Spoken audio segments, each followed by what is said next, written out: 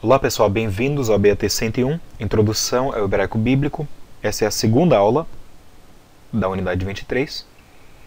E não sei se vocês já notaram pela página no BAT, mas a unidade 23 será um pouco mais longa do que as outras unidades. Nessa unidade nós teremos 20 palavras e não 18 palavras, como normalmente temos, palavras de vocabulário, e também as aulas serão um pouco mais longas e o exercício escrito também será um pouco mais difícil. Por quê? Porque essa realmente é a última unidade de conteúdo que nós teremos que aprender. Por exemplo, depois dessa aula, você não precisará mais memorizar o vocabulário. Depois de terminar, por exemplo, a quinta aula dessa unidade, vocês não terão mais que aprender nenhum tipo de exceção à regra ou padrão para verbos fracos, porque na aula 24 nós vamos simplesmente lidar com a tradução do texto, como que nós fazemos a tradução do texto do hebraico bíblico. Agora, então, na unidade 23, nós realmente estamos terminando nossa sessão gramática, nossa sessão do memorizado do hebraico bíblico. Tá bom? Então, a primeira palavra que nós temos aqui é a palavra aven. Aven significa iniquidade ou perversidade. A próxima palavra é um verbo oco, de vogal rolem vav, que significa ele é ou ele está envergonhado. Mais uma vez, lembrando a vocês que bosh, na verdade, aparece no infinitivo construto. Então, na verdade, eu apenas uso essa forma aqui porque essa forma é uma forma que nos lembra que essa palavra aqui é um verbo, mas bosh, na verdade, significa estar envergonhado ou ser envergonhado. Tá bom? A próxima palavra é a palavra bin, um outro verbo oco. Esse verbo oco é um verbo oco de vogal hirek-yod, que significa ele entende ou ele percebe.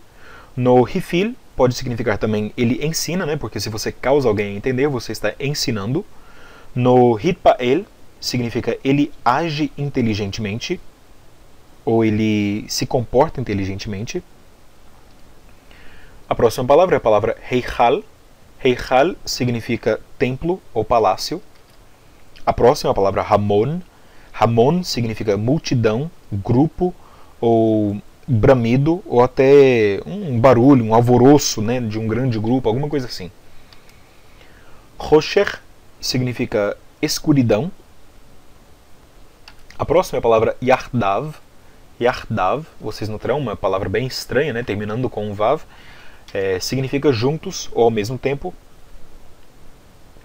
A próxima é a palavra kun. Kun é um verbo oco de vogal shurek, significa ele estabelece ou ele faz firme. A próxima é a palavra lamad. Lamad significa ele aprende no kal ou ele ensina no piel. Lembre-se que o piel pode às vezes também ter aquele significado causativo. Então, lamad no kal significa ele aprende, limed no piel significa ele ensina. Até no hebraico, vocês seriam os meus talmudim, os meus estudantes, tá bom? Então, talmudim significa estudantes, lamad significa, então, ele aprende ou ele ensina no piel. O próximo verbo é o verbo nuar. Nuar significa ele descansa ou ele repousa. O nome de Noé vem dessa raiz. Por quê? Porque Lameque, o pai de Noé, deu o nome dele e disse: este nos consolará, ou ele nos causará a descansar dos nossos trabalhos e das fadigas das nossas mãos. Então aí nós vemos que nuar significa ele descansa ou ele repousa. O próximo verbo é o verbo nus, que significa ele escapa ou ele foge. O próximo é o verbo sur, que significa ele desvia ou ele desiste, ou no rifil, ele remove, ou ele tira, né? O próximo verbo é quase uma onomatopeia, ur, que significa ele acorda, ou ele desperta, ou até ele provoca no piel. Agora, ur, eu disse que é uma onomatopeia porque quando você acorda você faz aquele som, né? Ur, aquele som assim, ou pelo menos os hebraicos talvez fizessem esse som, nós não temos essa letra resh, como eles tinham, mas significa então ele acorda ou ele desperta ou ele provoca. A próxima palavra é a palavra ani, na verdade é um substantivo, significa pobre humilde ou afligido. Na verdade, é um adjetivo que significa pobre, humilde ou afligido. Agora, não confunda ani com ani que tem um aleph, né? O ani que começa com um aleph, na verdade, significa eu. Ani que começa com um ayin significa pobre, humilde ou afligido. A próxima palavra é a palavra rutz, que significa ele corre. A próxima é a palavra shachat. Shachat significa ele abate ou ele chacina. Então, normalmente referindo-se à morte de animais, né? Agora, não confundam então esse shachat com shachat que tem um tav. O shachat com um tav significa estragar ou corromper ou alguma coisa assim. A próxima palavra é a palavra shir.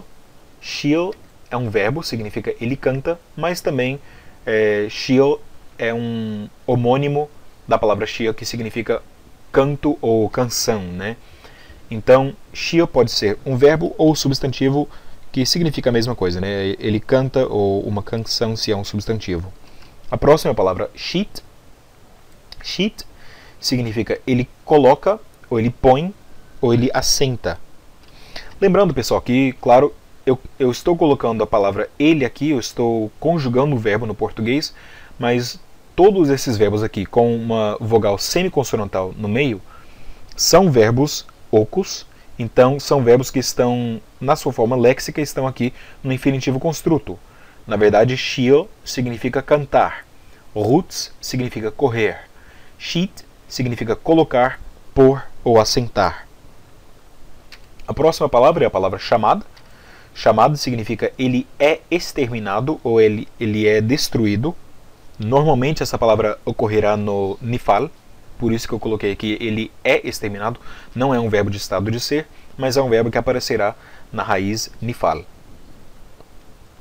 E a última palavra é uma palavra de estado de ser e também é um verbo geminado. Vocês notarão que tem dois mems aqui, né? Então, shamem significa ele é desertado ou ele é desolado. Bom, pessoal, é isso aí então. Nós terminamos todo o vocabulário do BAT 101 e depois de memorizar essas 20 palavras que nós aprendemos aqui, você já terá aprendido as 450 palavras mais frequentes do Antigo Testamento.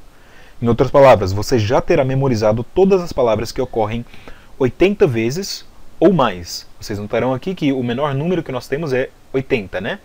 Então, vocês já aprenderam uma grande parte do hebraico bíblico, uma grande parte do vocabulário do hebraico bíblico.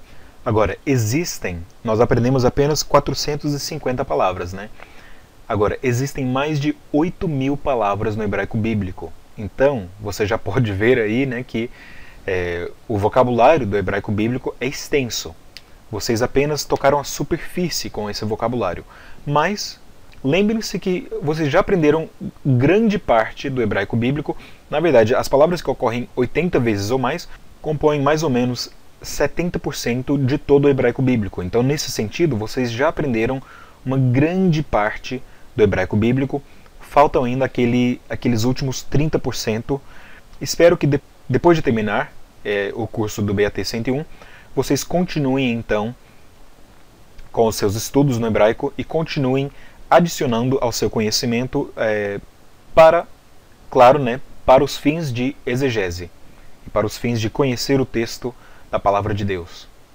Bom, pessoal, é isso aí. Terminamos então todo o vocabulário da unidade, todo o vocabulário do BAT 101. Shalom.